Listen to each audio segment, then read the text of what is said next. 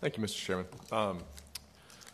Grover, what do you think about loaning three of us some money? Realistically, the line related to the four-laning project, the TRIP application for PD&E study for Pine Forest being out in 2022, that does impact. That impacts, obviously my district, but it also clearly impacts District 1 and District 3. And it's only $200,000 to get started. I would presume $200,000 would get the ball rolling there. Correct. They gave us a $350,000 to $400,000 estimate for a PD&E.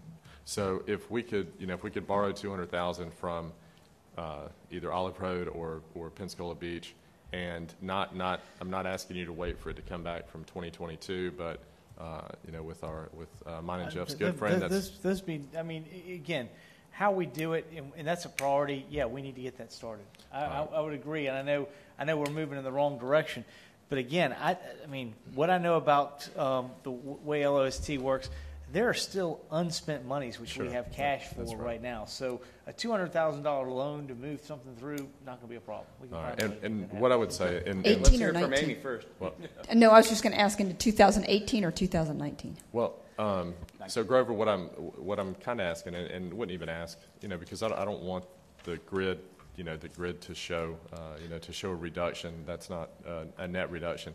But if we could move the 200,000 into current year and borrow $200,000 from Olive Road, mine and Jeff's good friend will be back here by the time we ratify this, and we could pay Olive Road back from Detroit Johnson, that $3 million allocation. I mean, and then that $3 million allocation for Detroit Johnson, which is in the same footprint. I mean, it impacts the same portion of Pine Forest Road that all three of us share. And then when Lumen's here, we can have the discussion about ensuring that the $200,000 in 2022 would pay back the Detroit Johnson job that we would take $200,000 from. I'd rather take it from the Pensacola Beach, since we don't know where some of the numbers are going to come from. Olive Road's one we've already let, and we're already moving forward. I would rather not move it from Olive Road. Okay. I just picked the larger number, but yeah, if you're good with Pensacola Beach, that's fine. Jeff, would you be good with that? I'm totally good with that. All right, and I'll help us all. I'll do the best I can to advocate with our colleague that's not in attendance when he's back. I think he'll be, because that's the convergence of all our districts, and that's a big problem there. So thank you. And see, I mean, the $3 million lines up with the 6.8. So if we use Pensacola Beach, I think it's much easier to move it around, and it'd be a lot easier. Commissioners, if I may, I believe the board back on June 7th moved.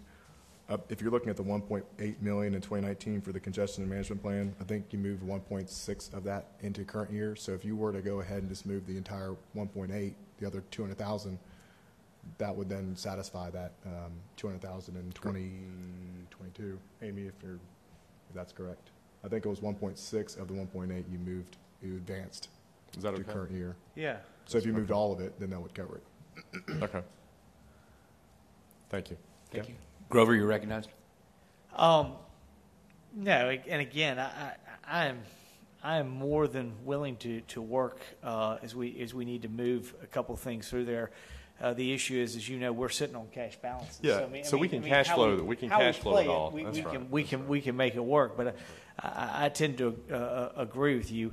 And I just want to say a couple of things, and I appreciate the comments. I mean, I do think at some point boards are going to have to figure out where they're going to go with the bridge, the Bob Sykes Bridge. But you're not even going to do that until the end of this LOST cycle is going to run out in 2027, 2028. So you will not be making decisions on.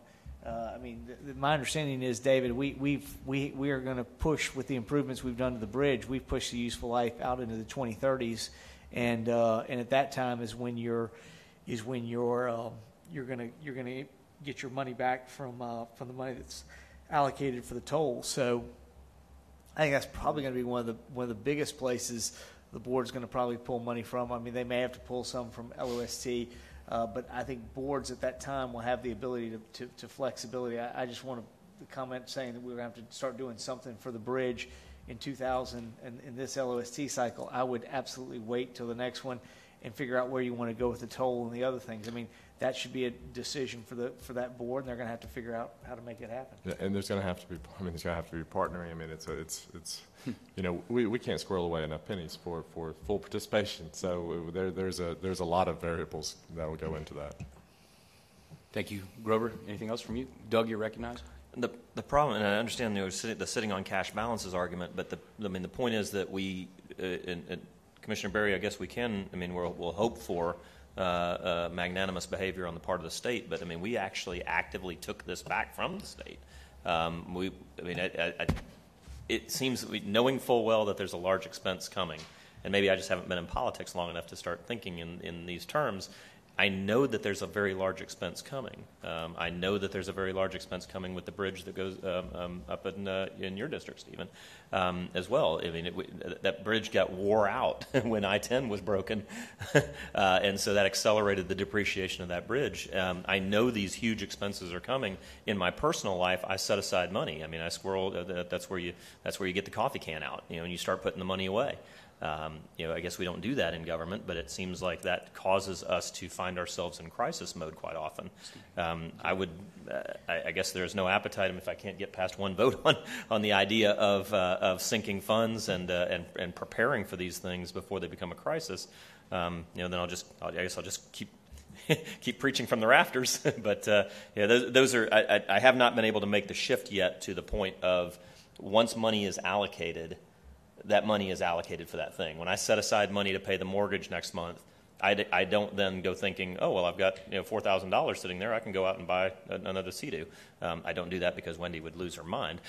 But once you allocate money, it is spent in my mind. Perhaps I'm just not. Maybe I need to go to FAC and learn how it's done. Grover, do you have anything to say? Yeah, no, I would say if you're trying to figure out all the things that need to happen and what you're going to spend in 2030 and 2040, you won't get anything spent in 2020. There are things that are there now. You clearly have the issue of Sorrento Road. You have other issues. Again, I don't think it would be wise to take taxpayer money and put it on the sideline thinking I've got an event to come up here at this point. You have a number of strategies at that point that will have to be determined by that board. That board will have to look at what they want to do. We got people who want to get rid of the toll here, reduce the toll at this point. I would say that'd be the worst thing possible. You're going to hamstring future boards in that point. Let them figure out what's going to happen, and they will have a point that will be moving forward. Listen, we didn't save any money. Nobody set aside any money dealing for the bridge that went across Pensacola Bay. It is getting done. Those are the things that happen. Now, what's happening is you may not be able to do other projects, but that's what happens all across Florida. And the issue is the board at that time needs to figure out what they want to do. I'm not going to sit here and squirrel money away that the citizens are paying because they don't get anything from it. And if we need to turn the money loose to deal with Pine Forest, if we need to turn the money loose to deal with Sorrento Road, we should be spending on those roads and not simply accumulating money for a deal that's going to happen with the Bob Sykes Bridge in the future. I have no doubt it is a problem that future boards will have to do. But all of us get on to things for a variety of reasons. There are people running right now. I don't know if they will still be commissioners at that point. They could be if they were here for 12 years. That may be something they want to think about. But the future boards will need to be thinking about that. It is not our job to solve every single transportation problem that's ever going to happen. There are going to be people that come behind you and sit in these seats, and they are going to have to make some of those decisions. And we have clearly done what we have done is responsible to move the bridge into a point when your toll money comes due to give them the opportunity to do it. And I think we've been fairly responsible. Okay, Grover, I get it that we're not going to solve all the problems of the future, but it is absolutely our job to plan for the reasonably expectable large expenditure items and address those things with some level of honesty that those things are coming.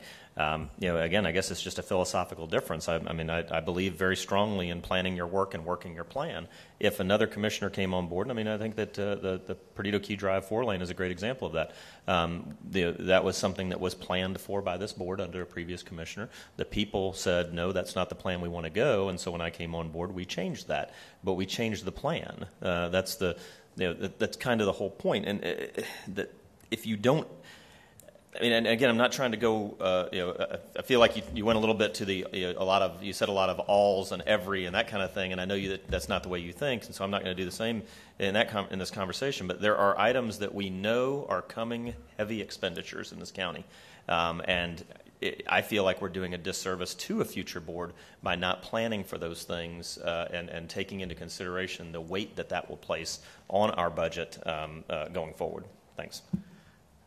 I firmly believe that the minute we took this board took the determination to get the bridge out and to do the necessary repairs that would push it out to a point when they could get the revenue back from the toll, that was a responsible thing to do. I would say adjusting the toll or dealing with other things to hamstring that future board, that would probably be irresponsible. But, there are people who've made all kind of things on this board, and that will be a decision they can make. That's my feeling on it, is you're trying to line something up that is a more proper use of the funding.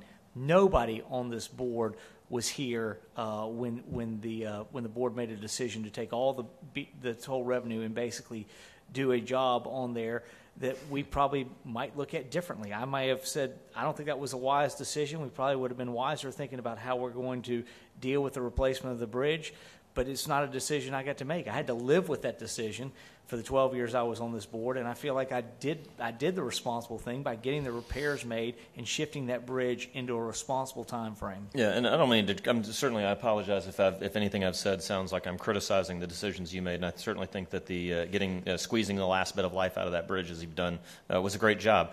This isn't actually a discussion from my perspective, and I apologize if I didn't articulate this. I'm not talking about that bridge or this project or that project. I'm talking about philosophically the idea that we as government should plan our work and then stay with the plan and work the plan.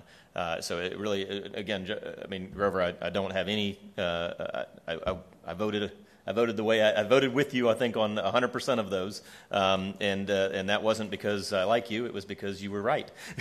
So I'm not criticizing you for those. I am criticizing, I think, us writ